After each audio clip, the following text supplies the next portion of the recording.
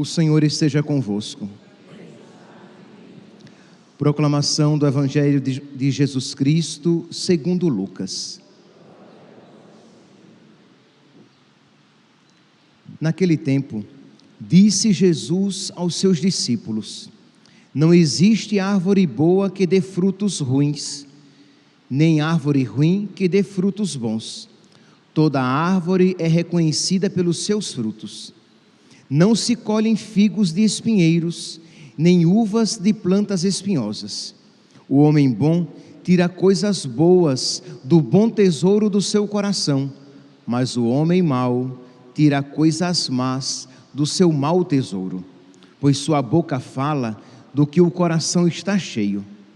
Por que me chamais Senhor, Senhor, mas não fazeis o que eu digo? Vou mostrar-vos com quem se parece todo aquele que vem a mim, ouve as minhas palavras e as põe em prática.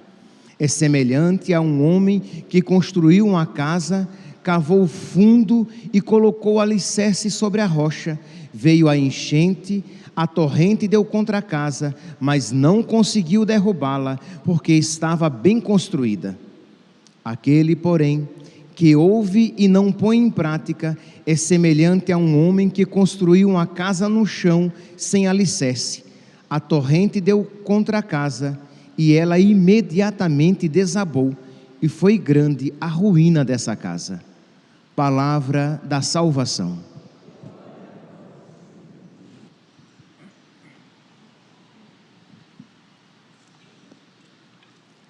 Caríssimos irmãos e irmãs, nós estamos, durante esta quaresma, durante estes 40 dias de devoção a São Miguel, nós estamos todos os dias chamando São Miguel de Consolador das almas do purgatório.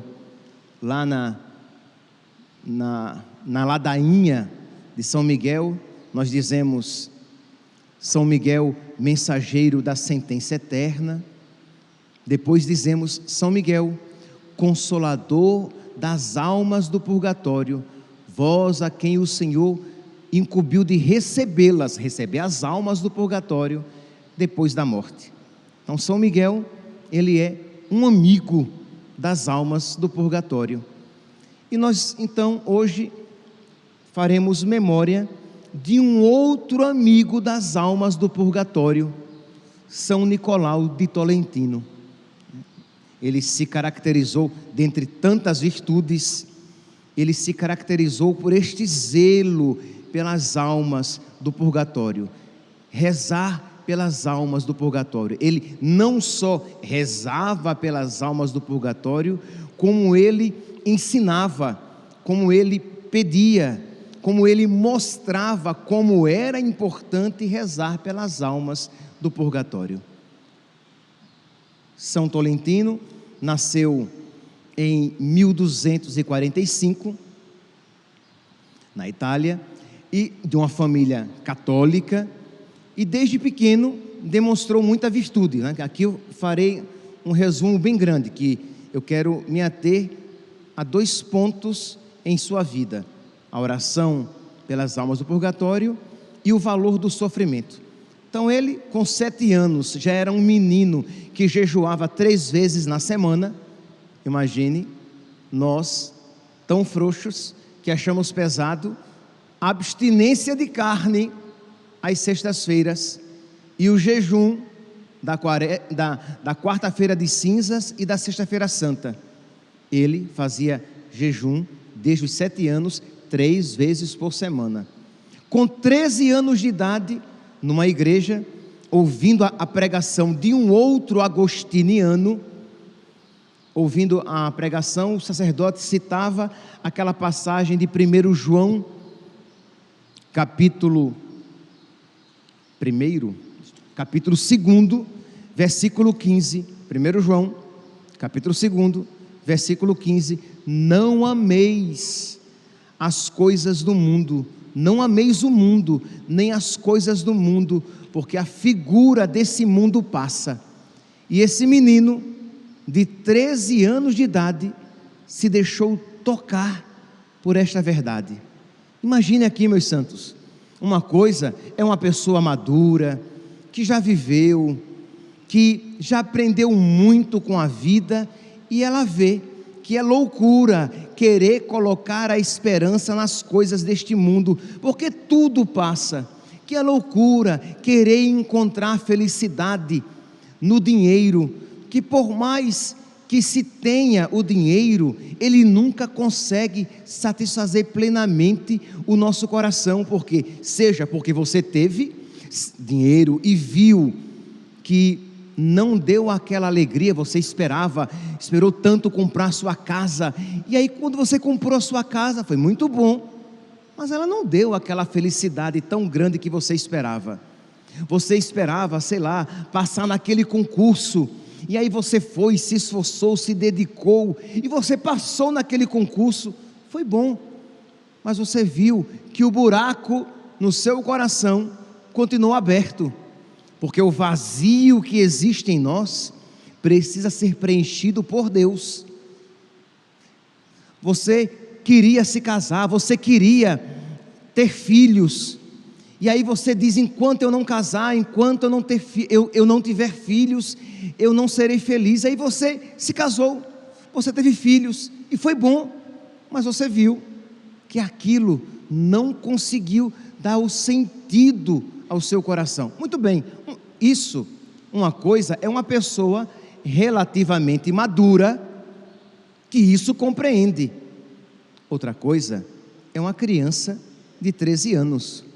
E não é porque a pessoa é madura, isto é velho, é velha, já tem mais dos seus 30 anos, já tem neurônio suficiente para compreender essas coisas com muita clareza, que compreende porque nós estamos rezando em toda a quaresma de São Miguel, todos os dias, e nem por isso ainda aprendemos, né? O que é que estamos rezando? Senhor Jesus Cristo, santificai-nos por uma bênção sempre nova, e concedei-nos, por intercessão de São Miguel, a sabedoria que nos ensina a juntar riquezas no céu, e a trocar os bens do tempo presente pelos bens eternos. E nem por isso deixamos de ter no nosso coração aquela tentação de ilusão com as coisas da terra, e nem por isso nós estamos dedicados plenamente em ajuntar riquezas no céu. Nutrimos apegos no nosso coração. Então, quando nós olhamos para nós e vemos que ainda não aprendemos esta lição, e olhamos para um menino de 13 anos, que quando ouviu aquilo: não ameis o mundo, nem as coisas do mundo, porque esse mundo passa. Ele disse: eu quero me consagrar totalmente a Deus. Quando eu digo isso, eu não estou falando que todo mundo aqui vai ser padre e freira, não é isso. O que eu estou aqui dizendo é que nós precisamos pedir a Deus, pedir o seu Espírito, o Espírito de sabedoria, que nos conceda esta determinação de buscar as coisas do céu, de que nós queiramos ser ricos para Deus, juntar riquezas para o céu. Ah, padre, quer dizer então que eu não vou trabalhar? Vai, preguiçoso, você vai trabalhar, mas você não vai colocar o seu coração nas riquezas do mundo. Não, o que eu quero é ser rico para Deus. O que eu quero é ser bela, é ser belo, ser formoso, formosa para Deus. Por quê? Porque a beleza do mundo passa, mais cedo ou mais tarde sua cara vai enrugar, as suas forças vão abandonar você, e você vai envelhecer e morrer, ou vai morrer jovem e vai virar podridão, e depois pó, vai apodrecer. Então quer dizer, a figura deste mundo passa. E este menino então, com 13 anos, que já era virtuoso, lembra que com 7 já jejuava 3 vezes na semana, com 13 anos se decidiu consagrar totalmente a Deus, e excepcionalmente, são os caminhos de Deus, foi acolhido nos agostinianos com 14 anos, e com 17 fez os votos perpétuos. Então, algo excepcional. Era virtuosíssimo. Com 24 anos foi ordenado padre e foi enviado para o convento de Tolentino, onde lá permaneceu né, por 30 anos. Lá viveu até a sua morte.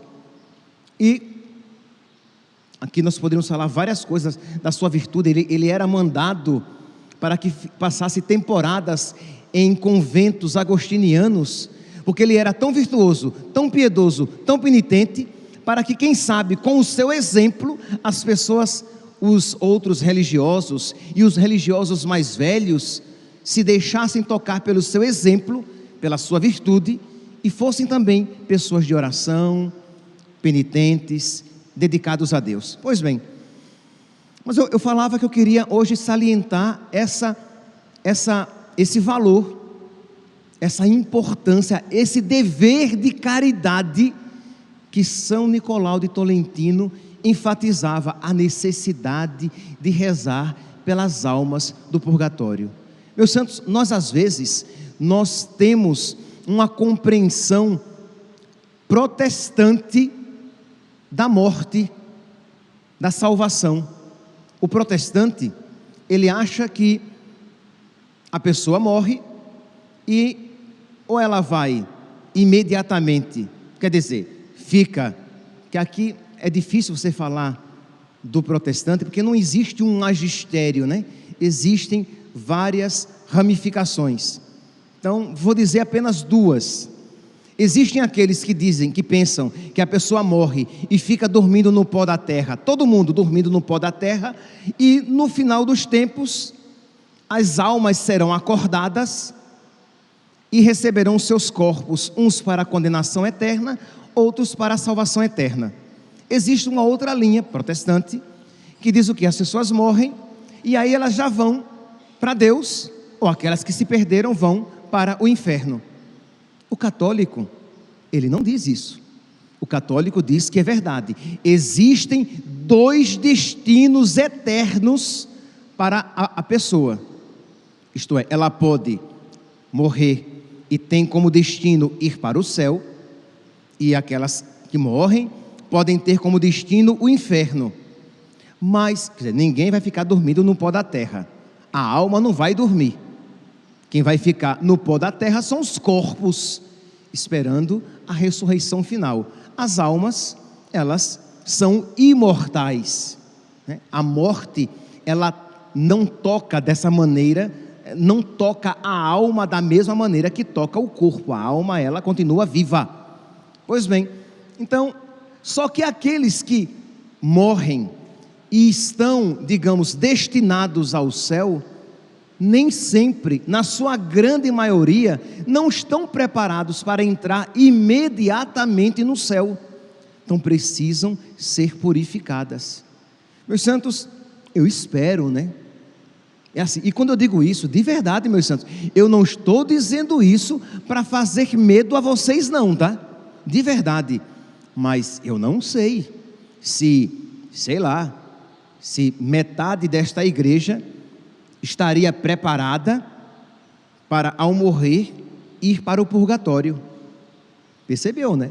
Eu não estou falando que eu não sei se metade desta igreja, né, se toda essa igreja hoje morresse, caísse um meteoro aqui, pum, morreu todo mundo, se metade estaria com a salvação garantida, isto é, iria pelo menos para o purgatório. Eu não sei, porque nós temos uma visão muito simplista e minimalista de salvação. Salvação é um negocinho tão xoxo, tão pequeno, que todo mundo se salva.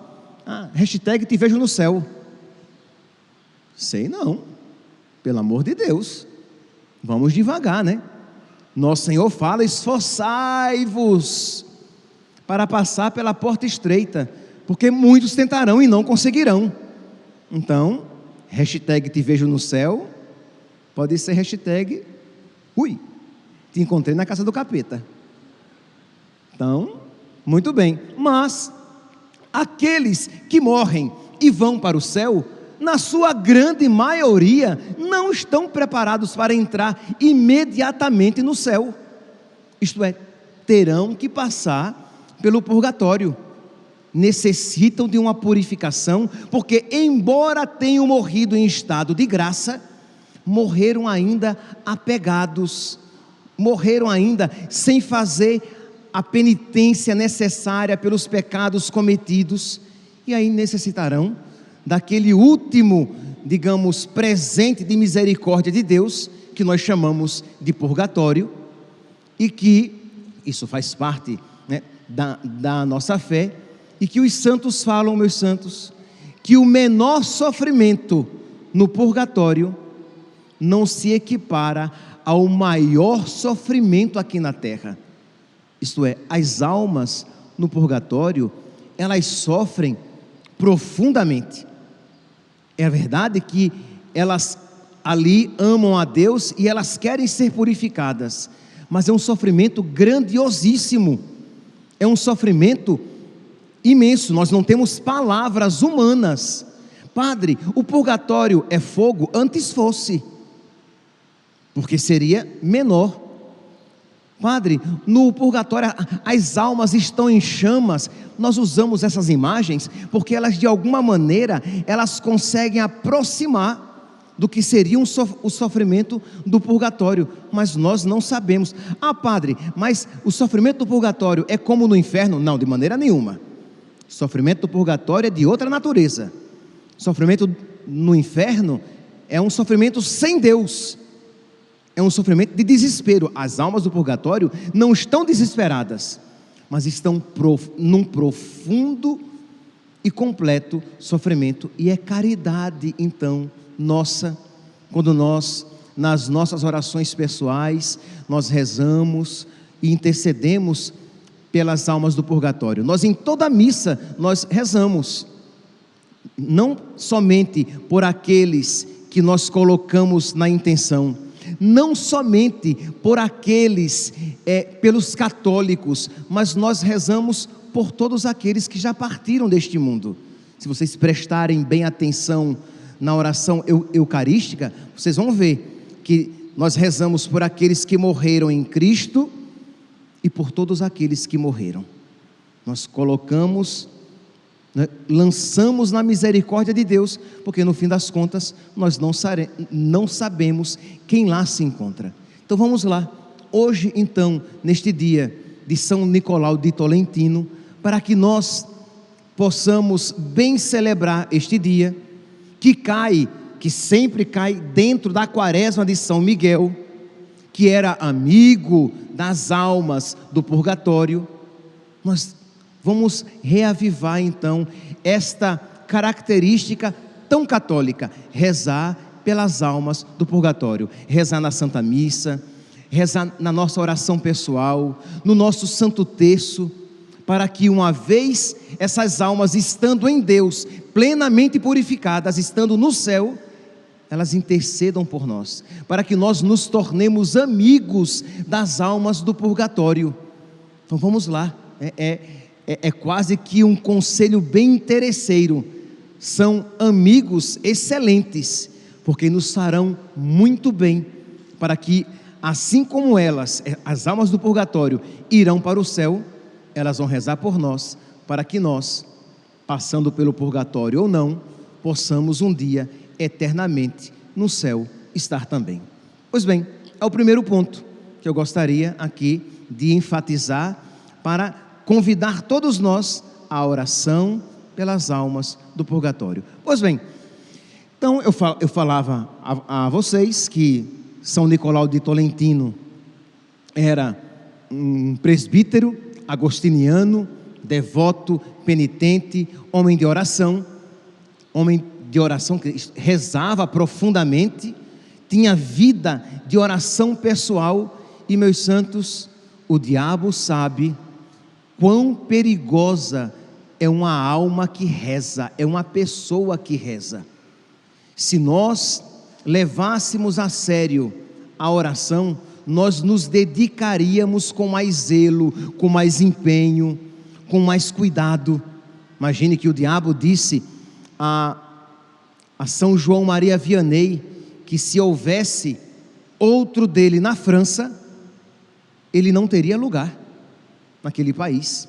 Imagine o ódio com que o diabo batia em Padre Pio, porque sabia que daquele homem, das orações daquele homem, da vida daquele homem, muitas graças brotavam, não só para ele, mas para nós. E o mesmo acontecia com São Nicolau de Tolentino. Ele ia se colocar em oração. Dizem os biógrafos que ele relata que ele ouvia uivos, mungidos, barulhos, quadros que caíam. Imagine um quarto, uma cela fechada e ele em oração. Não existia a energia elétrica, então apenas com um candeeiro ou uma vela acesa, e num quarto, numa cela fechada, vem um vento e apaga a vela para que impedisse a sua leitura, a sua oração, tudo para tentar desviá-lo da oração. E ele oferecia a Deus até aquelas agitações como um sacrifício da sua vontade. E quando o diabo viu que não conseguiria distraí-lo da oração, que não conseguiria tirá-lo da oração assim, começou então a surrá-lo, a bater nele, a infligir sofrimento físico em São Nicolau de Tolentino. Imagine, bateu tanto nele que ele, ainda relativamente jovem, ele se tornou coxo de uma perna. Ele andava puxando uma perna de uma surra que ele levou. Então aqui, meus santos, nós vivemos em um mundo que é tão cético, que diz: ah, padre, mas era mesmo assim? Será que isso aí não era coisa da cabeça dele? Então você está dizendo que ele era louco? Você está dizendo a respeito dele aquilo que diziam também a respeito de Padre Pio, que furava as mãos e colocava líquido vermelho para simular sangue? Quer dizer, mas isso é uma realidade tão comum na história dos santos, que admiravelmente Deus permitia, para maior crescimento na santidade, Deus permitia que o diabo tocasse inclusive no corpo da pessoa, infligindo-lhe sofrimentos físicos.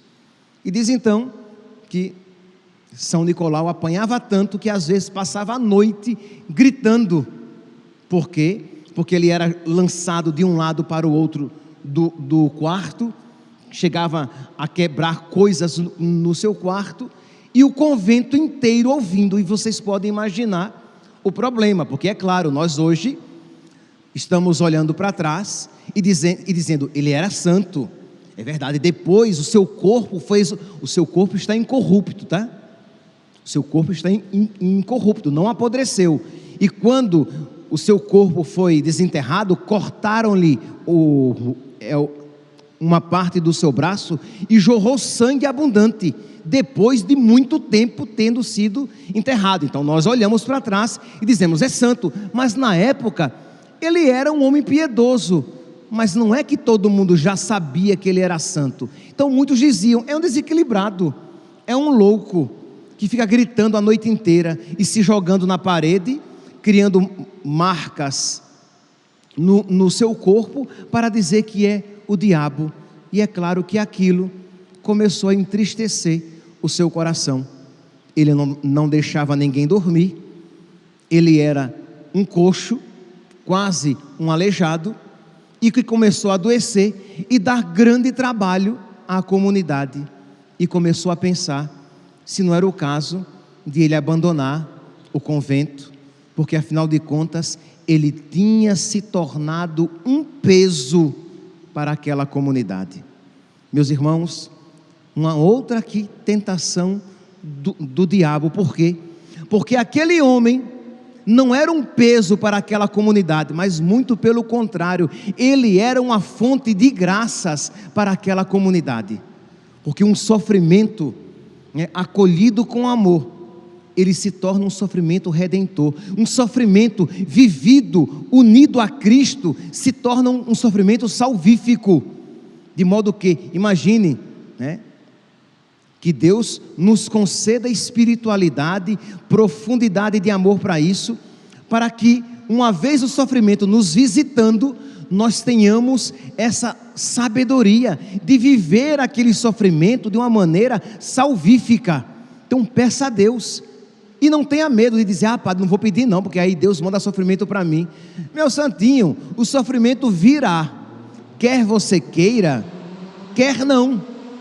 A questão é se você vai sofrer como Cristo, com Cristo, se você vai permitir que Cristo sofra em você, de modo que o seu sofrimento se torne o quê? Uma extensão do sofrimento de Cristo e se torne bênção para outras pessoas, ou se o seu sofrimento vai enlouquecer você. Mas sofrer todos nós iremos. Então peçamos hoje, neste dia de São Nicolau de Tolentino, a graça de aprender a sofrer.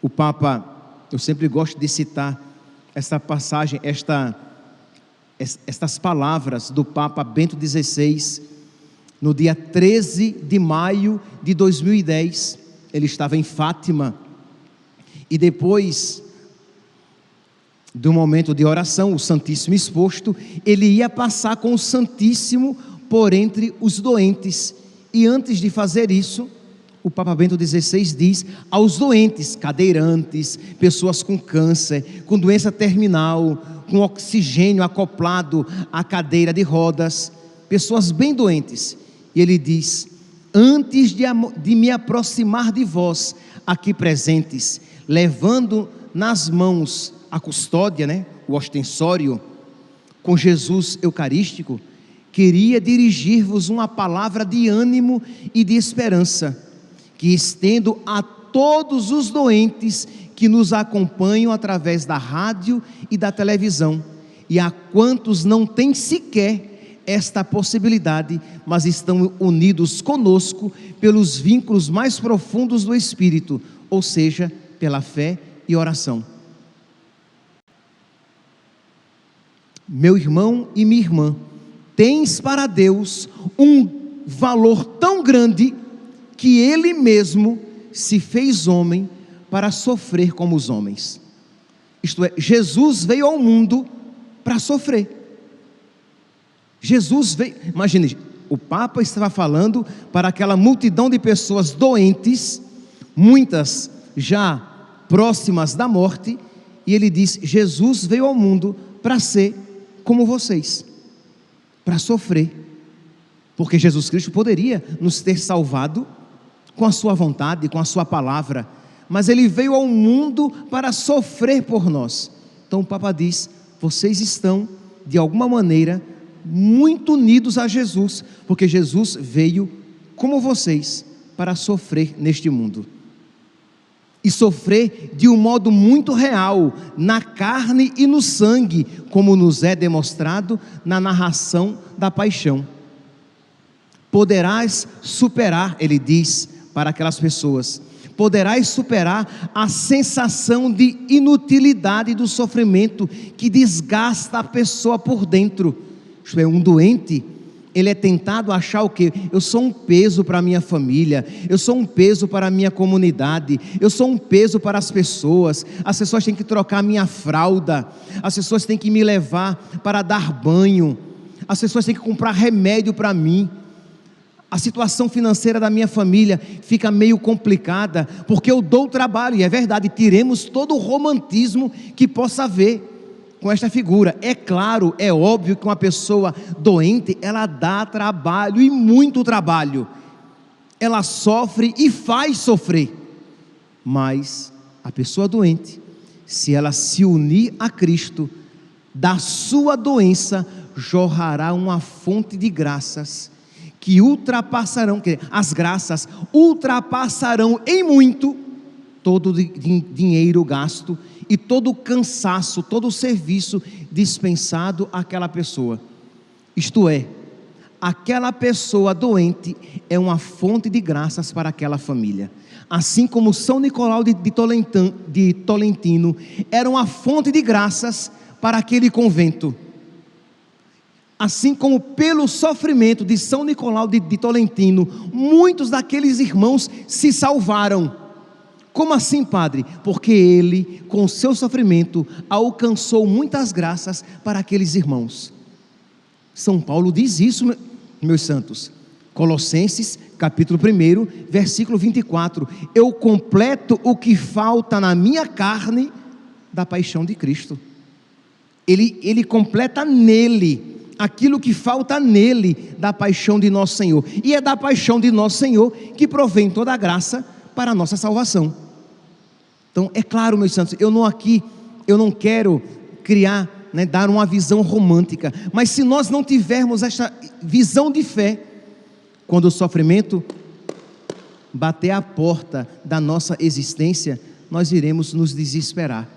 Ou quando o sofrimento, isso se for na nossa vida, ou quando o sofrimento bater na porta de um irmão, de um filho, de um pai, de um sobrinho, de alguém que você cuida, você vai se esquecer de que você deve se curvar, porque é Cristo sofredor ali na sua casa, na sua comunidade, e que aquela pessoa é uma fonte de bênção, claro, se ela estiver unida a Jesus Cristo. Então, meus irmãos, nós rezamos hoje pelas almas do purgatório, mas rezemos também por aqueles que sofrem, para que eles tenham sabedoria em sofrer. Rezemos também por nós que haveremos de sofrer, porque sim, meus santos, se você, olha que palavra bem animadora, se você não estiver sofrendo, não se preocupe que daqui a pouco chega. Não, tem sofrimento para todo mundo, para todos os gostos e desgostos. Tem sofrimento para todos nós, mas se nós nos unirmos a Cristo, nós iremos beijar o nosso sofrimento, como nós beijamos a nossa cruz na Sexta-feira Santa. Nós iremos dizer, ó sofrimento redentor. Nós iremos dizer, como o Padre Pio, que disse, imagine, que ele não teria se salvado, se por aqueles sofrimentos não tivesse passado. Imagine, ele também, o sofrimento também é fonte de salvação para aquele que sofre, se souber sofrer. Então, meus santos, não há escapatória, não há escapatória. Quem quiser me seguir, renuncie a si mesmo, tome a sua cruz e siga-me. Haverá cruz para todos nós. Peçamos então esta sabedoria, que estas palavras do Papa Bento XVI também toquem a nós. Toque você que acompanha pelas redes sociais, que você leve essa mensagem para um familiar seu, que talvez esteja doente, sofrendo, e você vai dizer que existe ali um manancial de graças, se a pessoa puder abraçar aquele sofrimento, porque às vezes não há como fugir. Se é uma doença para a qual existe cura, se esforce para encontrar a cura, enquanto isso, vá oferecendo a Deus. Mas às vezes não há nem esperança de cura, então ali mais do que nunca é ocasião de você abraçar a sua cruz, sofrer com Cristo e deixar aquilo redundar em graça para você e para os seus. E termino aqui as palavras do Papa Bento XVI. Como é possível? As fontes da força divina jorraram precisamente do meio da fragilidade humana. Isto é, Deus, o Todo-Poderoso, nos salvou e fez a sua força jorrar por meio da fraqueza daquela humanidade assumida e crucificada. É o paradoxo do Evangelho. Por isso, o Divino Mestre, mais do que demorar-se a explicar as razões do sofrimento, preferiu chamar cada um a segui-lo, dizendo: toma a tua cruz e segue-me. Vem comigo, toma parte com o teu sofrimento nesta obra de salvação do mundo que se realiza por meio do meu sofrimento, por meio da minha cruz. Que nós hoje então, meus santos, peçamos a intercessão de São Nicolau de Tolentino, de Nossa Senhora. Hoje é sábado e daqui a alguns dias iremos celebrar Nossa Senhora das Dores. Ela que soube sofrer com tanta perfeição, que ela nos ensine a também sofrer com Cristo, por Cristo, em Cristo, e que este sofrimento seja salvífico para nós, para os nossos irmãos e alívio também para todas as almas do purgatório. Louvado seja nosso Senhor Jesus Cristo, para sempre seja louvado.